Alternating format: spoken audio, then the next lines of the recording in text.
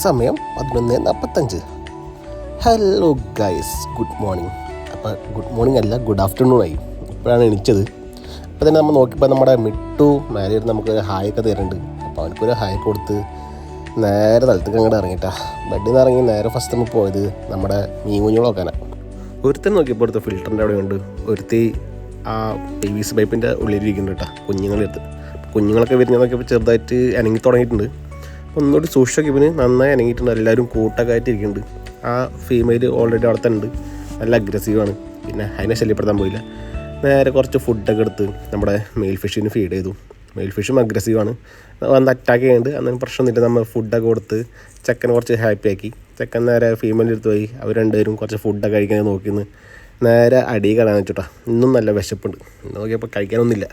നേരെ നമ്മുടെ സ്ഥിരം പരിപാടി തന്നെ, നേരെ ഗ്രോസറിക്ക് വെച്ച് പിടിച്ചു. അവിടെ നിന്നൊരു ബ്രെഡ് പാക്കറ്റ് മേടിച്ചു. ബ്രെഡും പിന്നെ കോഫി പൗഡറും മേടിച്ചു. നേരെ റൂമിലേക്ക് ബ്രെഡ് മേടിച്ചുകൊണ്ട് എന്തായാലും ഇന്ന് ബ്രെഡ് ഓംപ്ലേറ്റ് അങ്ങോട്ട് അടിക്കാൻ വിചാരിച്ചു. പിന്നൊന്നും നോക്കിയില്ല, നേരെ ബ്രെഡിന് ഓംപ്ലേറ്റ് അങ്ങോട്ട് മുക്കി ബ്രെഡ് ഓംപ്ലേറ്റ് അങ്ങോട്ട് അടിച്ചു. അങ്ങനെ ഇന്നത്തെ ബ്രേക്ക്ഫാസ്റ്റ് സെറ്റായിട്ടാണ് ഗൈസ്.